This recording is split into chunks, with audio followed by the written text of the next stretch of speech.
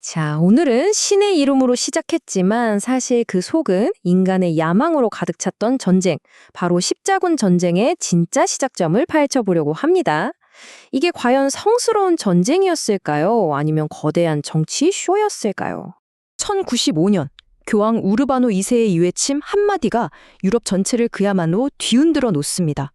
이 연설 하나에 수많은 기사들과 사람들이 마음속에 불을 지폈고 무려 200년 동안 이어질 거대한 전쟁의 막이 오른 거죠. 하지만 아시죠? 모든 위대한 이야기에는 숨겨진 속사정이 있는 법입니다. 자, 여기서부터가 진짜 질문입니다. 당시 카톨릭을 따르는 서방이랑 동방 정교회를 따르는 동로마 제국은요, 서로를 이단 취급하면서 으르렁대던 경쟁 상대였거든요. 그런데 갑자기 왜 서방의 교황이 동방을 돕겠다고 나선 걸까요? 일단 겉으로 드러난 공식적인 이유부터 한번 보죠. 표면적으로만 보면 이 전쟁의 명분은 아주 명확하고 합리적으로 보입니다. 당시 동로마 제국은 셀주크 투르크한테 밀려서 제국의 심장부인 아나톨리아를 거의 다 빼앗길 위기였어요.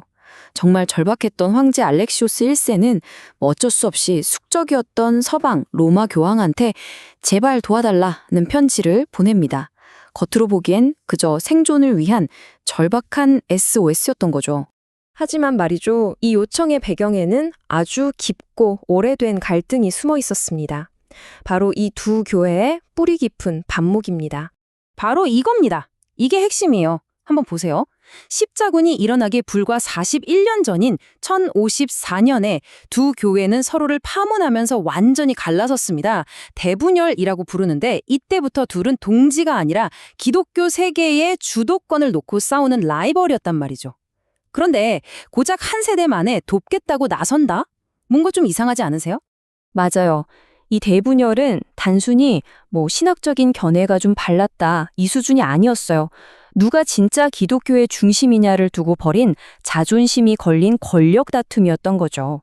이들은 서로를 절대 동등한 파트너로 생각하지 않았습니다. 자, 이 표를 보시면 모든 게 딱 설명됩니다. 동로마한테 이 요청은 생존이 걸린 군사적인 문제였지만 교황 우르바노 2세의 눈에는 이게 절호의 기회로 보였던 거예요. 아, 이걸 잘만 이용하면 갈라져 나간 동방교회를 다시 로마 발 아래 두고 유럽 전체의 리더로서 교황의 권위를 확실히 세울 수 있겠구나. 바로 이 계산이 선 거죠. 교황은 이 요청을 그냥 도와주는 일 정도로 생각한 게 아니었습니다. 자신의 거대한 정치적인 그림을 실현할 무대로 본 거죠. 이건 절대 즉흥적인 결정이 아니었어요. 아주 치밀하게 계산된 계획이었습니다. 이 4단계 계획을 한번 보세요. 정말 기가 막힙니다. 일단 외부에서 공식적으로 요청했으니 명분은 완벽하죠. 그리고 이걸 그냥 군사 원정이 아니라 신의 뜻을 이루는 성스러운 전쟁으로 포장해서 아무도 거부할 수 없게 만듭니다. 이걸로 당시 서로 치고받고 싸우던 유럽 귀족들을 교황이라는 깃발 아래 하나로 모으고요. 최종적으로는 이 힘을 이용해서 동방교회에 대한 우위를 차지하려 했던 겁니다. 그럼 교황은 이 엄청난 정치적 계획을 어떻게 전 유럽에 팔았을까요? 네, 바로 누구도 거부할 수 없는 신성한 미끼를 던졌습니다. 이보다 더 강요각한 말이 있을까요? 교황은 십자군에 참여하기만 하면 그동안 지은 모든 죄를 용서받고 천국에 갈 수 있다고 약속했습니다. 신앙심이 전부였던 중세 사람들한테 이건 거부할 수가 없는 제안이었죠. 예루살렘 탈환이라는 목표는 유럽 전체의 감성을 자극하는 완벽한 슬로건이었고요. 영혼을 구원해준다는 보상은 사람들을 움직이는 강력한 엔진이 됐습니다. 결국 이 모든 성스러운 명분들은 사실 분열된 유럽을 교황 중심으로 싹 모아서 그의 정치적 야망을 이루기 위한 아주 효과적인 도구였던 셈입니다. 자, 그렇다면 교황의 이 도움은 과연 동로마 제국에 어떤 결과를 가져왔을까요? 그 결과는요, 너무나 충격적이고 또 아이러니했습니다. 이 섭자 하나가 모든 걸 말해줍니다. 1204년. 바로 이 해에 십자군 전쟁의 본질이 완전히 폭발하는 사건이 벌어집니다. 믿기 어려우시겠지만 이게 사실입니다.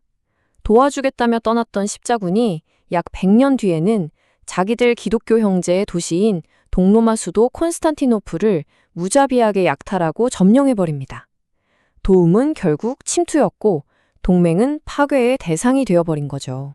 그리고 이 사건의 역사적인 의미는 훨씬 더 큽니다. 십자군 전쟁은 교회가 갈라진 이후에 서방 세력이 처음으로 동방 세계에 물리적으로 발을 들인 사건이었습니다. 이때를 기점으로 힘의 균형이 서서히 서쪽으로 기울기 시작했고, 우리가 아는 서방 중심의 세계 질서의 씨앗이 바로 이때 뿌려진 겁니다. 결국 이 모든 걸 한 문장으로 요약할 수 있겠네요. 동로마 황제의 절박한 편지는 그저 작은 불씨에 불과했습니다. 그 불씨를 거대한 화염으로 키워서 전 유럽을 태운 건 바로 권력을 향한 교황의 치밀한 계산과 야망이었던 거죠. 자, 오늘 십자군 전쟁의 그 이면을 함께 들여다봤습니다. 신의 이름을 내걸었지만 그 안에는 인간의 욕망이 소용돌이치고 있었죠. 여러분은 어떻게 생각하시나요? 이 거대한 역사의 소용돌이는 과연 신의 뜻이었을까요? 아니면 권력을 향한 한편의 거대한 연극이었을까요? 한번 생각해 볼 문제입니다.